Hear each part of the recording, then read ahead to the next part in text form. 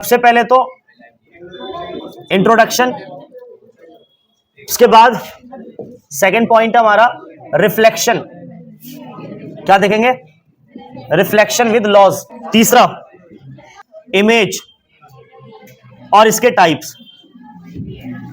चौथा mirror, mirror. और पांचवा, नहीं आज यहीं तक करेंगे, रे डायग्राम्स ऑफ मिरर। और अगर टाइम मिला तो साथ में यूजेस। इंट्रोडक्शन में सबसे पहले देखेंगे लाइट के बारे में, जो भी चीज है सब जान लो लाइट के बारे में। लाइट क्या है? Light is a form of energy. Light electromagnetic wave है। ये लाइट वेव नेचर भी शो करता, लाइट पार्टिकल नेचर भी शो करता, इसलिए कहा जाता है कि लाइट डुअल नेचर शो करते हैं। लाइट को ध्यान सुना, लाइट अगर पार्टिकल नेचर है तो सर कौन सा पार्टिकल? तो लाइट अगर पार्टिकल नेचर शो करेगा तो फोटोन पार्टिकल। लाइट अगर वेव नेचर शो करता है तो इलेक्ट्रोमैग्नेटिक वेव का नेचर शो करेगा। Electromagnetic wave basically transverse wave होते हैं, ठीक है। अब लाइट एक्चुअली लाइट के अगर पेपर में है तो क्या लिखना sir? Light is a form of energy, basically energy है। एक और definition, light is the medium by which we can see any object. Light है तभी हम किसी चीज को देख पाते हैं, so light is a medium जिससे हम किसी चीज को देख पाते हैं, है ना, by which we can see any object. उसके बाद लाइट बहुत सारे फिनोमेनन्स शो करती हैं, बहुत सारे फिनोमेनन्स जो आप लाइट चैप्टर में भी और ह्यूमन आई के चैप्टर में भी पढ़ते हो। लाइट चैप्टर में दो फिनोमेनन पढ़ने हम लोगों को, पहला रिफ्लेक्शन, दूसरा रिफ्रैक्शन। और ह्यूमन आई में और भी इसके फिनोमेनन्स देखने को मिल जाएंगे, जैसे डिस्पर्जन, स्कैटरिंग, एटमॉस्फेरिक रिफ्रैक्शन। ये सारे जो फिनोमेनन्स है, आगे पढ़ोगे 11th 12th डिफ्रैक्शन, ये सब फिनोमेनन क्या है? लाइट के फिनोमेनन्स हैं जो लाइट शो करती है अलग अलग मीडियम में। क्लियर है? ओके। उसके बाद रिफ्लेक्शन क्या है सर? तो bouncing back of the light from solid surface, shiny surface, इसको हम क्या बोलते हैं? Reflection. Bouncing back of the light from shiny surface is called reflection of light. ये डेफिनेशन है। अब बाउंसिंग बैक में क्या होता है कि सर मैक्सिमम रिफ्लेक्शन कहां से होगा? तो मिरर से होगा। मिरर से मैक्सिमम रिफ्लेक्शन होगा, यहां पे देखना, ठीक है। क्लियर? ओके। मिरर की बात आई तो मिरर दो तरह के होते हैं, प्लेन मिरर या एक स्फेरिकल मिरर। इससे पहले कि सर रिफ्लेक्शन के कुछ लॉज हैं, तो रिफ्लेक्शन के क्या क्या लॉज हैं, रिफ्लेक्शन का क्या मतलब होता है बता दिया मैंने आपको। दो लॉज है रिफ्लेक्शन के। जब लाइट किसी भी मिरर से टकराएगी, प्लेन मिरर लेते हैं हम लोग, तो लाइट टकराने के बाद क्या होगी? यहां से बाउंस बैक होके लौटेगी, और इस लाइट को, जो लाइट अभी इंसिडेंट हुई है, इस लाइट को बोलेंगे इंसिडेंट रे। क्या बोलेंगे? Incident ray. और जो लाइट बाउंस बैक होके लौटी है, इसका नाम है रिफ्लेक्टेड रे। रिफ्लेक्टेड रे, रिफ्रैक्टेड नहीं है इसलिए मैं लिख दिया रिफ्लेक्टेड रे। और इस पॉइंट का नाम होगा पॉइंट ऑफ इंसिडेंस। इस पे एक परपेंडिकुलर, इसका नाम होगा नॉर्मल। ये परपेंडिकुलर किस पर है? ये परपेंडिकुलर है मिरर पे। ये परपेंडिकुलर है मिरर पे, तो इसको बोलते हैं हम लोग नॉर्मल।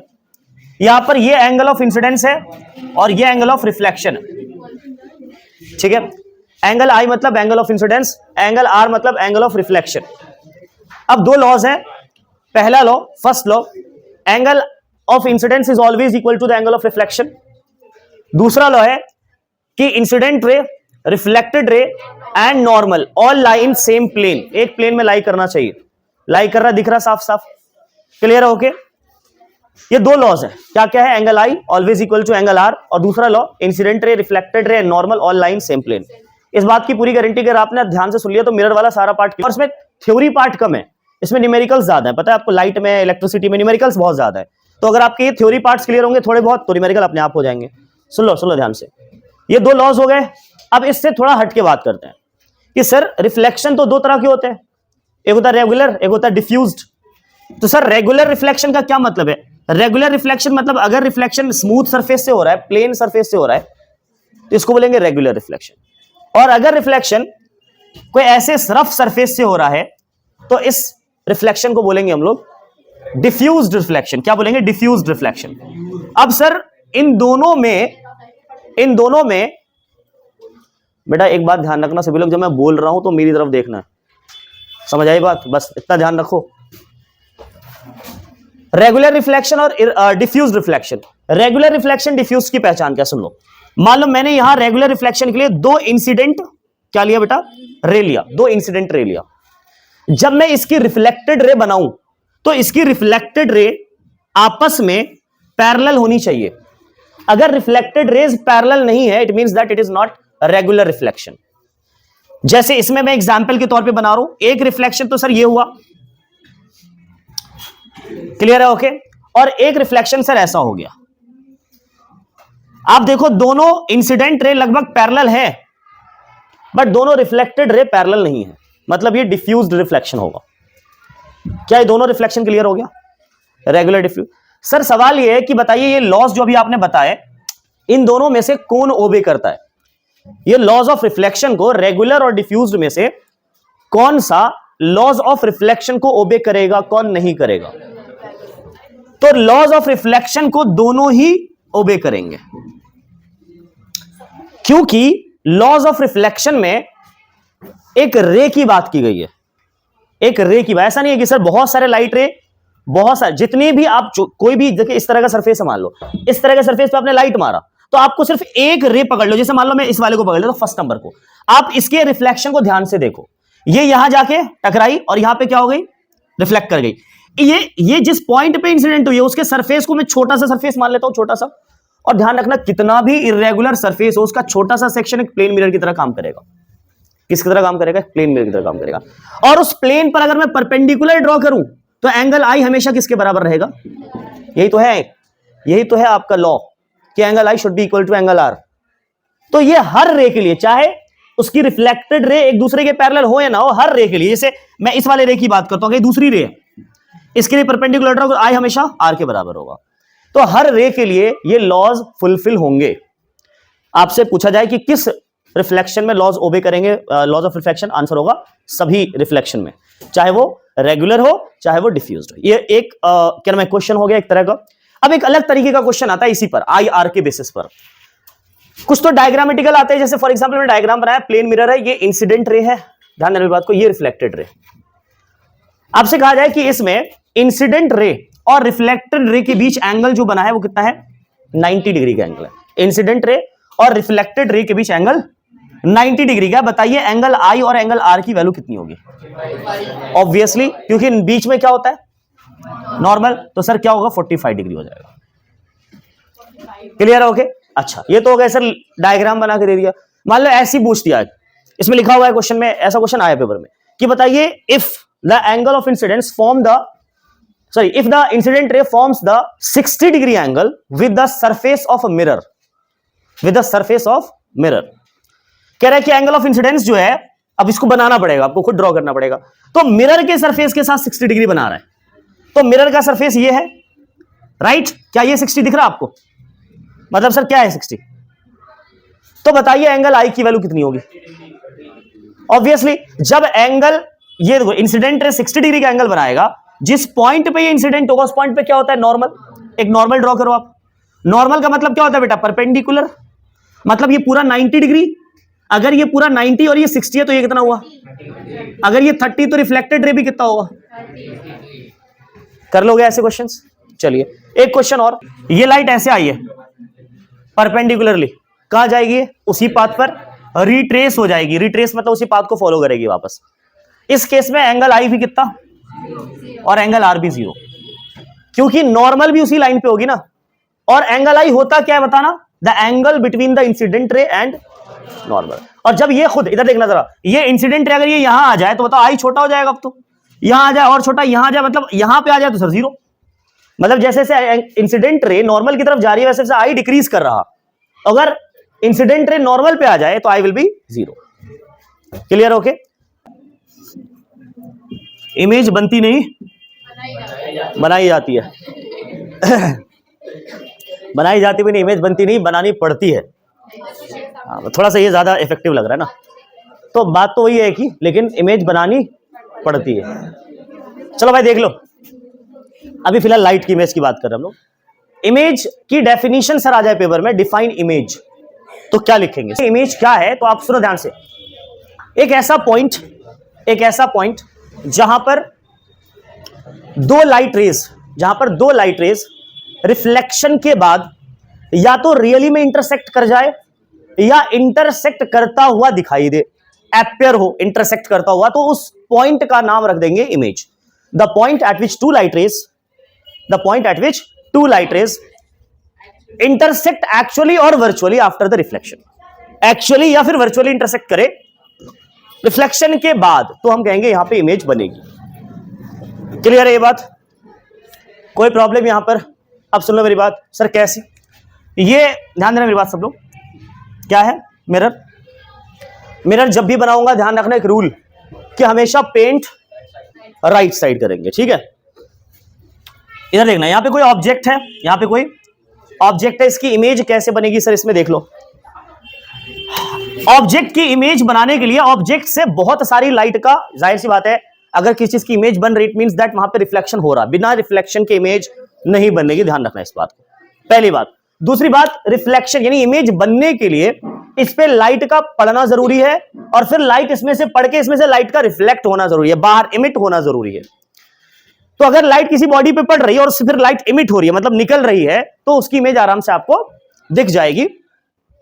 तो जब लाइट इस पे पड़ी तो लाइट इसमें बहुत सारी इमिट हुई, लेकिन हमने दो लाइट को ले लिया। कितने लाइट रेस को? दो। एक लाइट रे जो इस तरह से फॉल हुई मिरर पे, और फॉल होने के बाद वो इस तरह से क्या हो गई? रिफ्लेक्ट बैक हो गई। ओके, उसके बाद एक और लाइट रे वो इस तरह से फॉल हुई और इस तरह से रिफ्लेक्ट बैक हो गई। समझ आई बात? सर ये दोनों लाइट रे रिफ्लेक्शन के बाद तो कभी जिंदगी में नहीं मिलने वाली रियल में, बट ऐसा लगेगा कि सर ये लाइट वर्चुअली कहीं जाके इंटरसेक्ट कर रही है, वर्चुअली कहीं जाके, और वर्चुअली दोनों लाइट रे मिलती हुई कहां दिख रही है? यहां पर। तो इसी पॉइंट पर इमेज का फॉर्मेशन हो जाएगा। क्लियर है ये बात? तो it is the point of definition, दोबारा सुनो, it is the point at which two light rays meets actually, तो बाहर तो मिलेगी नहीं एक्चुअली, और वर्चुअली आफ्टर रिफ्लेक्शन के बाद वाली लाइट की बात चल रही है। क्लियर है? इसको बोलेंगे इमेज। अब इमेज इसी बेसिस पर दो तरह के होते हैं। एक तो इमेज ऐसी होगी, देखना ध्यान से जरा सभी लोग, इमेज जो होते हैं बेटा, इमेज दो तरह के, पहली रियल इमेज और दूसरी virtual image. Light virtual intersection से बनी है, जैसे यहां सामने दिख रही है आपको, वर्चुअल इंटरसेक्शन से बनी है लाइट, तो ऐसे लाइट को बोलेंगे वर्चुअल इमेज। और अगर लाइट का रियल इंटरसेक्शन हुआ है, यानी मिरर से इमेज से, मिरर से पहले, तो हम बोलेंगे सर ये रियल इमेज। सर इसकी पहचान क्या है, कैसे पहचानेंगे real virtual image? Real image हमेशा इन्वर्टेड होगी। कैसी होगी? इन्वर्टेड होगी। रियल इमेज को स्क्रीन पे प्रोजेक्ट करवाया जा सकता है, रियल इमेज को स्क्रीन पे प्रोजेक्ट करवाया जा सकता है। कैसे सर? मान लो स्क्रीन है, क्या है स्क्रीन? मेरे पास एक बर्निंग कैंडल है। क्या है? Burning candle. मैंने यहां पे बर्निंग कैंडल जला के रख दिया। उसके बाद मैंने एक मिरर लिया, कॉनकेव मिरर, ठीक है? कौन सा मिरर? कॉनकेव, ऐसा मिरर जो अंदर की तरफ धंसा हुआ था। मैंने वो कॉनकेव मिरर लेकर के, कैंडल बीच में रहेगा, अगर उसकी फ्लेम की इमेज क्या मैं मिरर में बनाऊंगा तो इमेज बन जाएगी मिरर में, लेकिन ये इमेज साथ में स्क्रीन पे प्रोजेक्ट भी होगी। समझ आए? ये मैंने कल क्लास 7th में मैंने करके दिखाया बच्चों को, एक्टिविटी स्कूल में। तो मैं आपको कह रहा हूं कि ऐसा ये एक्सपेरिमेंट आप देख लेना, कहीं पर भी शॉर्ट्स में मिल जाएंगे आपको। वहां पर मेरे पास मिरर इमेज ये सारी चीजें होती हुई बना के दिखाया था। ये क्या है? स्क्रीन, बीच में क्या है? मिरर, और ये क्या था? सॉरी, बीच में क्या था? कैंडल यानी ऑब्जेक्ट, और मेरे पास क्या था? मिरर। तो मैंने क्या किया? स्क्रीन पे प्रोजेक्ट करवाया। मतलब ये प्रूफ करता है कि सर स्क्रीन पे रियल इमेज को प्रोजेक्ट करवाया सकता है, और वो कैसी दिखेगी? उल्टी दिखेगी, इन्वर्टेड। क्लियर है ये बात? कोई प्रॉब्लम किसी को? अच्छा, वर्चुअल इमेज के बारे में, वर्चुअल इमेज के बारे में कि सर ये हमेशा कैसी होती है? इरेक्ट। दूसरी चीज कि sir can not be projected on screen, can not be projected on screen. Clear है? क्लियर है इतनी बात? ये जो रियल इमेज है, ये रियल इमेज सिर्फ और सिर्फ कॉनकेव मिरर में बनाई जा सकती है या कॉन्वेक्स लेंस में बनाई जा सकती है। इसके अलावा किसी भी चीज में रियल या वर्चुअल इमेज बनाई नहीं जा सकती है। लेकिन जो वर्चुअल इमेज है वो आपको कॉनकेव में भी, प्लेन में भी, कॉन्वेक्स में भी, तीनों मिरर में आप बना सकते हो वर्चुअल इमेज को। क्या मेरी बात क्लियर है? तो आप ये भी डिफरेंस चाहो कम लगे, ये भी डिफरेंस लिख दो, ओके? लेकिन ये डिफरेंस पता होना चाहिए रियल वर्चुअल इमेज में। सर रियल इमेज की डेफिनेशन, सेम डेफिनेशन जो मैंने इमेज की बताई थी, the point at which two light rays intersect actually after reflection. Virtually नहीं बोलेंगे इस बार, हम एक्चुअली बोलेंगे। आपको इमेज कैसे बनती है, इमेज की कितने टाइप्स है, उसकी प्रॉपर्टीज क्या है, पता चल गई। क्लियर है यहां तक? यहां तक कोई प्रॉब्लम तो पूछ लो, आगे बढ़ूं। इमेज के टाइप्स पता चल गए आपको। मिरर, मिरर क्या है सर? कोई भी शाइनी पॉलिश्ड सरफेस को क्या बोलेंगे हम? मिरर बोलेंगे। मिरर की डेफिनेशन क्या है भाई? आपको लग रहा है मिरर की डेफिनेशन पेपर में आते हैं डेफिनेशन? मिरर क्या? डिफाइन मिरर, तो क्या लिखोगे? Shiny polished surface is known as mirror. कोई भी शाइनी पॉलिश सरफेस है, आप उसको क्या बोल सकते हो? मिरर बोल सकते हो। अब सुन लो, मिरर बनाने के लिए क्या किया जाता है? एक नॉर्मल कांच, उसके दोनों तरफ पॉलिशिंग करके, एक तरफ से सिल्वर की लेयर चढ़ा के उसके ऊपर पेंट कर दो, क्या बन जाएगा? मिरर बन जाएगा। खैर अभी हम बनाने वाले थोड़ी ना मिरर, तो हम लोग देखेंगे मिरर के टाइप्स। क्या देखेंगे? मिरर के टाइप्स। मिरर के टाइप्स देखते हैं जरा ध्यान से, और बड़ा ही कंफ्यूजन क्रिएट होता है इसमें, और बहुत लोग कंफ्यूज्ड होंगे अभी भी टाइप्स में, कनकेव और कन्वेक्स में खास करके। तो एक तो पहला कौन सा है? प्लेन मिरर, ठीक है। और दूसरा कौन सा है? Spherical mirror. सर स्फेरिकल क्यों? क्योंकि सर ये स्फेरिकल ग्लास के टुकड़े से बनाया गया है, स्फेरिकल ग्लास के एक हिस्से से बनाया गया है। ये स्फेरिकल मिरर के दो अलग टाइप्स हैं, concave, convex mirror. Sir plane mirror में नॉर्मली क्या होगा? पेंट हमेशा राइट साइड करेंगे। मिरर, प्लेन मिरर का जो सरफेस होगा प्लेन होगा नॉर्मल। कनकेव का इनवर्ड रिफ्लेक्टिंग सरफेस होगा। कनकेव का इनवर्ड मतलब रिफ्लेक्टिंग सरफेस अंदर की तरफ होता है, इनवर्ड रिफ्लेक्टिंग सरफेस। अब मैं ध्यान रखना, मिरर इमेज पढ़ा है मैंने अभी, तो इमेज को भी बार बार जरा रिकॉल करते ना, मैं किसी से पूछूंगा, ठीक है। Convex mirror, image sorry paint हमेशा राइट साइड और आउटवर्ड रिफ्लेक्टिंग सरफेस होगा। क्लियर है इतनी बात? आपके सामने तीनों तरह के जो मिरर्स है जो आप यूज कर रहे हो क्लास 10 में, वो मौजूद है। क्लियर है? प्लेन, कनकेव और कन्वेक्स। इतनी बात क्लियर? चलिए अब सर कौन से मिरर में इमेज की कैसी प्रॉपर्टी होती है, मैं यही बता देता हूं, अलग से क्या बताना है। प्लेन मिरर में जो इमेज बनती है वो हमेशा वर्चुअल, इरेक्ट और इक्वल साइज की इमेज बनेगी। मतलब हर मिरर में आपको दो चीजें पता होनी चाहिए इमेज की प्रॉपर्टी के बारे में, दो चीज।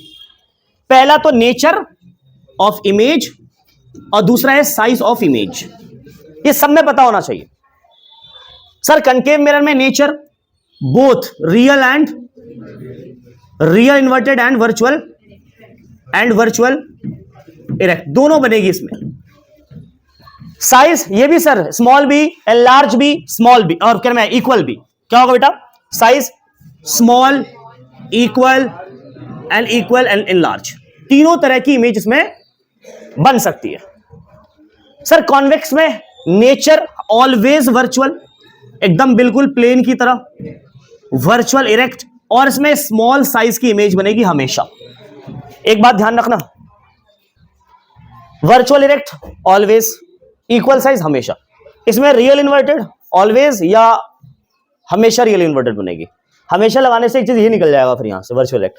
ध्यान रखना दोनों ही बनेंगे लेकिन mostly real inverted. Size sir small, equal, large तीनों, but mostly enlarged. Clear? Okay. Convex में सर ऑलवेज, दोनों में ऑलवेज लगा दो। आप अगर आपको सिर्फ इतनी सी बात याद है, सिर्फ अगर इतनी तीन बात अगर आपको याद है वाकई, तो आपको मैं यकीन दिलाता हूं कि आपको कोई भी न्यूमेरिकल क्वेश्चन में नेचर लिखने में दिक्कत नहीं होगी। क्योंकि सिर्फ आपको क्या जानना होगा नेचर लिखने के लिए? मिरर कौन सा है। क्योंकि भाई आपको प्लस माइनस का भी, इसकी भी टेंशन नहीं लेनी। अब सिर्फ आपको क्या याद रख लो? मिरर कौन सा है। कॉनकेव है तो ये, कॉन्वेक्स है तो ये। बाकी तो मैंने मैग्निफिकेशन निकालने उसकी वजह से मैंने बता ही रखा आपको कि +1 होगा तो कितना, 1 से बड़ा तो कितना, 1 से छोटा तो कितना। ऐसे तो बहुत तरीके याद करने के, बट अगर आपने मिरर ही याद कर लिया तो आपकी वैसी भी टेंशन खत्म। सर कॉनकेव वर्चुअल बनाता है, कंफ्यूजन है सर, कैसे पहचानेंगे? भाई एक ही केस में वर्चुअल बनाता है, एक ही केस में जो पीएफ के बीच में होता है ऑब्जेक्ट। बाकी हर केस में, मोस्ट ऑफ द केसेस में रियल इन्वर्टेड इमेज। अच्छा स्मॉल भी, स्मॉल तो चलो बना देता है 2 केस में। स्मॉल कितने केस में बनाता है कॉनकेव? 2 केस में। इक्वल 1 केस में, बट 3 केस में कितने? Enlarge image. कोई बात नहीं, याद रहना चाहिए। क्लियर है इतनी बात? आगे बढ़ू मैं? चलो अब जरा इसमें एक मिनट। प्लेन मिरर में जो इमेज बनेगी उसकी प्रॉपर्टी तो आपने बेटा यूसुफ बता दी कि वर्चुअल इरेक्ट इमेज बनेगी sir, large image sir, equal size की इमेज बनेगी सर। दो और प्रॉपर्टी बताओ जो प्लेन मिरर में इमेज बनेगी। एक तो सर लैटरल इन्वर्जन शो होगा, राइट का लेफ्ट और लेफ्ट का राइट दिखाई देना। इमेज शोज लैटरल इन्वर्जन इन प्लेन मिरर। तीसरी प्रॉपर्टी, दो के अलावा ये दो नीचे लिखिए, लैटरल इन्वर्जन। चौथी प्रॉपर्टी कि आप जितनी डिस्टेंस पे मिरर से खड़े होगे उतनी डिस्टेंस पे इमेज का formation, the distance of image and the object is same from the mirror. इतनी बात क्लियर? ये पेपर में मैंने, अच्छा मैंने नोट्स में भी लिखवा रखा है properties of image formed in plane mirror, ये लिखवा रखा अलग से मैंने। अब कॉनकेव मिरर की प्रॉपर्टीज को देखने के लिए उसके लिए आपको उसके पार्ट्स को जानना जरूरी है। भाई कॉनकेव मिरर क्या है, क्या बताओगे? व्हाट इज कॉनकेव मिरर, कैसे पहचानोगे?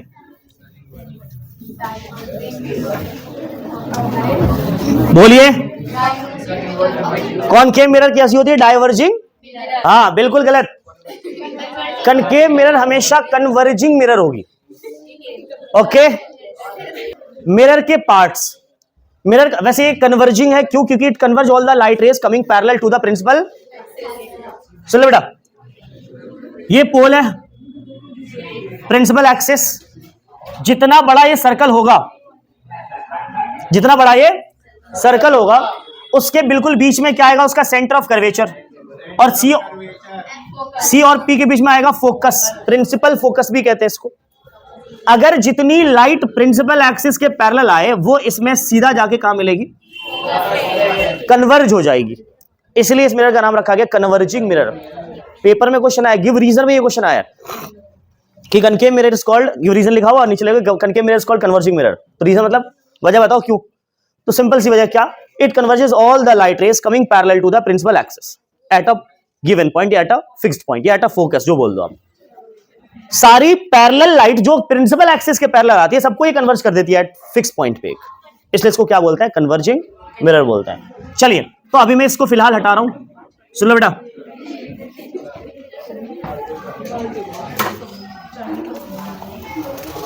Focus, focus at principal focus.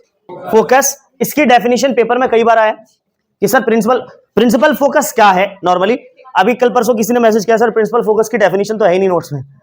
आप जरा ध्यान से देखना, प्रिंसिपल फोकस की डेफिनेशन है, मैंने लिखवा रखी है, centre of curvature, principal focus सब है। पता नहीं कौन सा मैंने नंबर था वो मैसेज, वो नहीं देखा, मैंने नाम नहीं था उसका। चलो बेटा, तो प्रिंसिपल फोकस की डेफिनेशन क्या है? सर इज अ पॉइंट, एक ऐसा पॉइंट है ऑन प्रिंसिपल एक्सिस। ये पॉइंट है प्रिंसिपल एक्सिस पे जिसपे सारी पैरेलल लाइट, प्रिंसिपल एक्सिस के पैरेलल होनी चाहिए। वो रिफ्लेक्शन के बाद क्या होती है? कन्वर्ज होती है आके। It is a point at which all the parallel light या all the light coming parallel to principal axis converge after reflection. नहीं पता हो तो लिख लेना इसको। It's a point at which all the light coming parallel to principal axis converge after reflection. Clear है? Okay, ये डेफिनेशन याद रखना। लिखवा दूं, बोलूं दोबारा? किसको लिखना है? नहीं, ठीक है। It is a point at which all the light coming parallel to principal axis converge after reflection. बाकी वीडियो में से सुन लेना एक बार अगर क्लियर है ये चीज। कोई प्रॉब्लम? प्रिंसिपल फोकस के बाद सेंटर ऑफ कर्वेचर की डेफिनेशन, ये भी थोड़ी टेढ़ी सी डेफिनेशन है, समझ में नहीं आती। इज अ सेंटर ऑफ, ध्यान सुना मेरी बात, is a centre of that sphere of which this mirror is a part. Is a centre of that sphere of which this mirror is a part. ये हो गई सेंटर ऑफ कर्वेचर की definition. It's a point, is a centre of that sphere of which the mirror is a part. चलिए, इसकी definition हो गई, इसकी हो गई, प्रिंसिपल एक्सिस की पता है। सुनो बेटा, पोल की definition, it is the mid point on the mirror. It's a mid point on the, थोड़ी बात कम रखना अपने आप, हाँ आपस में बात कम प्लीज। अपर्चर क्या होता है? अपर्चर होता है it is the opening of the mirror. Aperture is the opening of the mirror, इसको अपर्चर बोलते हैं। इसके अच्छा, उसके बाद फोकल लेंथ क्या होती है बेटा? यहां से यहां तक की डिस्टेंस, पोल से लेकर के फोकस तक, all the distances are measured from pole, rule है ये। और the distance from pole to focus called focal length, the distance from pole to centre of curvature is called radius of curvature. ये distance होगी बेटा r, radius of curvature. अच्छा, r और f में एक रिलेशन है, f is equal to r by two, f is equal to r by two. Clear है? Okay, चलिए अब सुन लो मेरी बात। ऑब्जेक्ट को हमेशा हमेशा रखेंगे लेफ्ट साइड में। इमेज बनाने के लिए object should be in left side. मतलब सर ऑब्जेक्ट जो होगी वो यहां कहीं होगी, और इमेज का फॉर्मेशन राइट भी हो सकता है, राइट होगी तो ऐसे, और अगर लेफ्ट हुई तो इस तरह से। राइट होगी तो वर्चुअल, लेफ्ट होगी तो रियल, और साफ साफ दिख रही है इन्वर्टेड इमेज रियल होती है। अच्छा सर, ये ऑब्जेक्ट है तो ऑब्जेक्ट को की डिस्टेंस कहां से मेजर करेंगे? अच्छा ऐसे लेंगे ना, ये तो डिस्टेंस है भाई, ध्यान सुनना हमेशा। ये बहुत बच्चे ना ऐसे लेते हैं डिस्टेंस, ये पोल से लेकर के नहीं, हमेशा डिस्टेंस जो मेजर करोगे आप वो हमेशा हॉरिजॉन्टली होना चाहिए, ठीक है? मतलब ये सर पोल से लेके ऑब्जेक्ट के जड़ की डिस्टेंस ये जो होती है, ये क्या बेटा? यू। ये क्या है? यू। या आप इसको दिखाने के लिए हम कहां दिखाते हैं वैसे? ऊपर। इसको दिखाने के लिए दिखाते हैं हम लोग ऊपर, ये यू है। और इमेज से दूरी पोल की क्या होती है? वी। तो सर ये भी वी होगी फिर तो, इमेज की दूरी। सर ये वर्चुअल इमेज है, ये real image. Done. Real image is always inverted, दिख रहा है साफ साफ आपको? अच्छा, अब साइज ऑफ ऑब्जेक्ट को बोल देंगे एच, और साइज ऑफ इमेज को बोलते हैं बेटा एच डैश। इसमें बड़े लोग कंफ्यूज है, ध्यान रखना प्लीज। साइज ऑफ ऑब्जेक्ट को हमेशा एच बोलेंगे और साइज ऑफ इमेज को हमेशा एच डैश बोलेंगे। क्लियर है? डैश से अगर आप याद ना रहे तो एच डैश लगाने के चक्कर में यहां आई बना दिया करो। कौन देख रहा है? डॉट है वहां पर, ठीक है? आई मतलब इमेज। क्लियर है? तो size of image H dash और साइज ऑफ ऑब्जेक्ट एच। ये सारे पार्ट्स हैं मिरर के, कॉनकेव मिरर के। ऐसे ही कॉन्वेक्स मिरर के होंगे, बट ये सारी चीजें उल्टी होगी, उस तरफ हो जाएगी। क्योंकि कन्वेक्स मिरर जो दिखता है वो कैसा दिखता है बेटा? इस तरह से, इनवर्ड आउटवर्ड रिफ्लेक्टिंग सरफेस है ये। क्लियर है? हाँ कि ना? भाई एक स्फेरिकल ग्लास था, इसी को बीच से काट के क्या बनाया गया? मिरर। इसमें राइट साइड से पेंट कर दो तो बन जाएगा कनकेव, इसमें राइट पेंट कर दो तो बन जाएगा कॉन्वेक्स। बट सेंटर तो वही रहने वाला है भाई। इसका देखो, इसका सेंटर किधर है? ये तो क्या इसका भी सेंटर यहां होगा? भाई सेंटर तो सर्कल के अंदर होता है ना, बाहर थोड़ी हो जाएगा। मतलब सर प्रिंसिपल एक्सिस तो ये होगा और सेंटर हमेशा यहां होगा, फोकस ये होगा। अब देखो ये दोनों पॉइंट्स कहां चलेगा? राइट में। क्लियर है? ऑब्जेक्ट फिर भी लेफ्ट में ही रखेंगे, और इसमें इमेज हमेशा किधर बनेगी? राइट। इमेज लेफ्ट में नहीं बनेगी। बस इतनी बात अभी फिलहाल याद रखो। अब सुनो, मिरर का फॉर्मूला क्या है? 1/v + 1/u। मैं रिक्वेस्ट करूंगा उन सभी बच्चों से जो फॉर्मूले को आड़ा तड़ा लिख देते हैं, कभी 1/u कुछ भी लिख देते हैं बराबर 1/v और -1/f उल्टा सीधा, प्लीज ऐसा मत करो। आप खामखाई कंफ्यूज हो जाओगे बहुत ज्यादा। वैसे अगर किसी को अच्छे तरीके से याद है तो अच्छी बात है, बट आप ये ट्राई करो हमेशा ऐसे लिखने की, 1/v + 1/u = 1/f। बहुत बच्चे 1/v को इधर लिखते हैं, प्रॉब्लम होगी आपको। पता है क्यों? क्योंकि 1/v को बार बार इधर लाना पड़ेगा और साइन चेंज करना पड़ेगा आपको। और क्योंकि ज्यादातर क्वेश्चंस में चाहिए क्या होता है? हमें v की वैल्यू चाहिए होती है, इसलिए v अच्छा हो कि इधर ही रहे, उसको सर चेंज ना करना पड़े उधर ले आके। बाकी u को उठा के क्या कर देंगे सर? उधर डाल देंगे तो सही रहेगा। क्लियर है? ओके। साइन कन्वेंशन में जरा ध्यान सुनना मेरी बात। u v, उसके बाद स्मॉल f, उसके बाद रेडियस ऑफ कर्वेचर, उसके बाद h एंड h डैश। इन सबका साइन लिखा जाता है, इसी को बोलते हैं साइन कन्वेंशन। अच्छा हाँ, साइन कन्वेंशन जो उसके पेपर में आया उसमें लिखना क्या था? 3 पॉइंट लिखने थे बस। पहला point, object should be in the left side of the mirror. Object हमेशा मिरर के लेफ्ट साइड में होना चाहिए। दूसरा पॉइंट कि जो भी हम साइन लेंगे वो हमेशा साइन फॉलो करेगा कार्टेशियन प्लेन को। कार्टेशियन प्लेन मैथमेटिक्स में पढ़ा होगा, तो मैथमेटिक्स के कार्टेशियन प्लेन में जो साइन होता है वो फॉलो करेगा इसके जो भी क्वांटिटीज है उसके साइंस। दूसरी बात कि कार्टेशियन प्लेन को फॉलो करेगा। तीसरी बात कि, ध्यान सुना मेरी बात, तीसरी बात की जो मिरर होते हैं नॉर्मली उसका जो फोकल लेंथ जो भी क्वांटिटी लिया जाता है वो हमेशा उसमें जो डिस्टेंस मेजर करेंगे वो डिस्टेंस हमेशा पोल से मेजर होगा। कहां से मेजर होगा? पोल से मेजर करेंगे। ये 3 बात उसमें लिखना था उसको बस 2 नंबर में। ये 3 पॉइंट याद रहेंगे क्या? Object should be in left side, दूसरा कार्टेशियन प्लेन को फॉलो करेंगे फॉर द साइन, साइन के लिए हम कार्टेशियन प्लेन को फॉलो करेंगे। और तीसरी बात जो लिखनी थी वो क्या लिखनी थी, ये all the distances in the mirror are measured from the pole. Clear है? ओके चलिए, तो कार्टेशियन प्लेन नॉर्मली क्या होता है, ये एक्स एक्सिस, ये वाई एक्सिस, एक्स में ध्यान रहे, एक्स में जो राइट में प्लस में होगा ये डिस्टेंस, लेफ्ट में माइनस में, लेफ्ट में माइनस, ऊपर क्या प्लस और नीचे क्या माइनस। ऊपर कुछ डिस्टेंस लेंगे तो प्लस में, नीचे लेंगे तो माइनस में। सुनो मेरी बात, अब इस कार्टेशियन प्लेन को उठा के रिजवान, इस कार्टेशियन प्लेन को उठा के मैं कहां रख रहा हूं, इस पे, मतलब इसकी जो ओरिजिन है वो कहां मिलेगी, पोल पे। अब सुनो, अब सबका जरा डायरेक्शन बताना, यू का साइन क्या होगा, तो सर यू देखो ध्यान रहे किधर है, लेफ्ट, यू क्या है लेफ्ट में, लेफ्ट में सर तो क्या होगी, अच्छा वी, सर वी मतलब इमेज की डिस्टेंस। अब इमेज तो सर दो है, वर्चुअल भी रियल भी, तो वर्चुअल अगर इमेज है तो इसकी डिस्टेंस राइट में, तो सर अगर वर्चुअल है तो डिस्टेंस किधर है बेटा, राइट में, और राइट में क्या है साइन। अगर रियल इमेज बनी है बेटा तो क्या होगी, माइनस, क्या होगी, माइनस। अच्छा सुनो बेटा, फोकल लेंथ, सर कनकेव में फोकल लेंथ किधर होता है, लेफ्ट में, तो लेफ्ट में क्या होगा, नेगेटिव। कनकेव चाहे लेंस हो चाहे मिरर हो, हमेशा साइन लेफ्ट में। रेडियस, सर फोकल लेंथ के जैसे ही होता आर, देखो ना एफ बराबर आर बाई टू, जो एफ की जो एफ का साइन वही आर का साइन, तो आर का साइन भी। Sir height of object, object की जो साइज होगी वो हमेशा प्रिंसिपल एक्सिस के ऊपर होगा, इसलिए क्या होगा, ऑलवेज पॉजिटिव। ये ऑलवेज नेगेटिव, ये ऑलवेज पॉजिटिव, कनकेव है तो ऑलवेज नेगेटिव फोकल लेंथ। अब सर एच डैश की बात है तो सर दो चीजें आ गई, सर रियल भी और वर्चुअल भी। सर रियल है तो क्या, तो नीचे होगी सर हाइट, तो नेगेटिव, और वर्चुअल तो पॉजिटिव हो जाएगी। क्या ये क्लियर है? अब बस जल्दी से मुझे कन्वेक्स का लिखा दो तो क्लियर हो जाएगा। यू कितना, अच्छा यू तो कन्वेक्स में सेम, जिसपे सेम है मैं टिक लगा देता हूं, इसपे सेम नहीं उसमें क्रॉस मार दूंगा, यू सेम।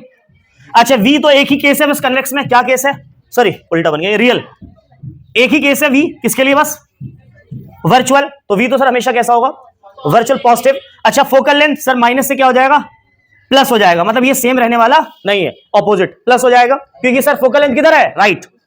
रेडियस ये भी पॉजिटिव, ये भी पॉजिटिव। अच्छा हाइट ये ऑलवेज पॉजिटिव, इस पे टिक लगा दिया मैंने आपको, जिस पे टिक वो हमेशा सर एज इट इज रहने वाला उसमें, ठीक है। और सर एच डैश सर हमेशा इसको फॉलो करेगा, वर्चुअल है तो पॉजिटिव इमेज, हमेशा वर्चुअल इमेज बनेगी उसमें। क्या मेरी बात समझ में आ गई? मतलब दो चीजें ऐसी है सर, बल्कि तीन नहीं, एक और एक, दो ऐसी जो कभी चेंज नहीं होगी, वो सेम एज इट इज रहेगी उसमें। ये दोनों के दोनों साइन कन्वेंशन क्लियर, ओके। अब सुनो मेरी बात, जब मैं रे डायग्राम की बात करता हूं तो रे डायग्राम में आप हमेशा याद रखना, ऑब्जेक्ट के 6 पोजीशंस है कनकेव में, ऑब्जेक्ट के 2 पोजीशन है कन्वेक्स में। सुनो, ऑब्जेक्ट के 6 पोजीशन कनकेव में कौन कौन से, ध्यान से सुनना मेरी बात। कनकेव में पहले इंफिनिटी, दूसरा बियॉन्ड सी, तीसरा एट सी, चौथा सी एंड एफ के बीच, और पांचवा एफ पे, और छठा एफ और पी के बीच। ये 6 पोजीशन ऑब्जेक्ट के। इमेज कैसे कैसे होगा, ध्यान देना मेरी बात को, इमेज कैसे बनेंगी इस बात का ख्याल रखना आप लोग। कौन सा मिरर था ये, कॉनकेव। सुनना मेरी बात, अभी के अभी रे डायग्राम याद सबको 2 मिनट के अंदर। ये पोल, ये आपका सेंटर कहां होगा, लगभग यहां, ये फोकस। ऑब्जेक्ट को अगर इन्फिनिटी पे रखा तो इन्फिनिटी पे ऑब्जेक्ट होगी तो इमेज बनेगी एफ पे। पहला याद हो गया बेटा, सुन लो, ऑब्जेक्ट इन्फिनिटी पे तो इमेज एफ पे। ऑब्जेक्ट धीरे धीरे टुवर्ड्स मिरर जाएगी और इमेज धीरे धीरे बाहर। ऑब्जेक्ट एक स्टेप अंदर गई, मान लो बियॉन्ड सी, तो इमेज भी एक स्टेप बाहर आएगी, between C and, clear. Object beyond C तो image between C and. Object एक स्टेप जाएगी सी पर तो इमेज भी एक स्टेप पीछे सी पर, मतलब एट सी तो at C image, object at C तो इमेज भी। अच्छा जैसे ही ऑब्जेक्ट एक स्टेप आगे जाएगी इमेज एक स्टेप पीछे, मतलब between C and f object तो इमेज बियॉन्ड सी। अभी पूछूंगा, ध्यान देना सभी लोग, अभी पूछूंगा सबसे। अब ऑब्जेक्ट फिर से एक स्टेप आगे गई, मतलब एफ पर, तो ये एक स्टेप पीछे चली जाएगी इन्फिनिटी में, मतलब एट एफ तो इन्फिनिटी इमेज बनेगी। अब जैसे ही ऑब्जेक्ट एक स्टेप आगे गई बिटवीन पी एंड एफ तो इमेज चली जाएगी पीछे, मतलब वर्चुअल इमेज। 6 केस और 6 केस के इमेज की पोजीशन आपके सामने है। मैं फिर से पूछ रहा हूं एक एक करके। शुएब आप बताओ, एट इन्फिनिटी ऑब्जेक्ट, फोकस पे, beyond C,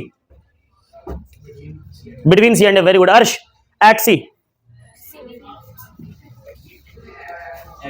between C and F से उछल के अब यहां आएगी ना, एक कदम पीछे, between C and f object. नहीं पता, नहीं आप नहीं बताओ, बियॉन्ड सी। अच्छा, उसके बाद ऑब्जेक्ट है at f, infinity, very good. आप बताओ between p and f, behind the mirror. Clear है? आपको क्यों नहीं पता अभी तक? मैंने बताया, सुन लो। ऑब्जेक्ट इन्फिनिटी पे पहले, इमेज कहां? एफ पे। अब बताना आप भी, ठीक है? अब ऑब्जेक्ट उठ के आ गई कहां? सी से पहले, तो इमेज उठ के पहले आएगी थोड़ा सा सी और एफ के बीच में। ऑब्जेक्ट उठ के अब कहां गई? सी पर, तो इमेज भी उठ के कहां आएगी? सी पर। ऑब्जेक्ट उठ के गई सी और एफ के बीच में, तो इमेज कहां आएगी? सी से पहले, सी से पहले, बियॉन्ड सी। ऑब्जेक्ट गई एफ पे, तो अब ये सीधा बाहर, मतलब इन्फिनिटी पे ऑब्जेक्ट इमेज। अब ऑब्जेक्ट अगर पी एफ के बीच गई तो सर इमेज कहां? बाहर, behind the mirror. Object c और एफ के बीच में, इमेज कहां बनेगी? ऑब्जेक्ट सी एफ के बीच में। आप बताओ जी, क्या होगा? बियॉन्ड सी, ये बताया मैंने, बियॉन्ड सी बनेगी इमेज है? तो हाथ हटा के बोलना, क्या क्या कहां बनेगी इमेज?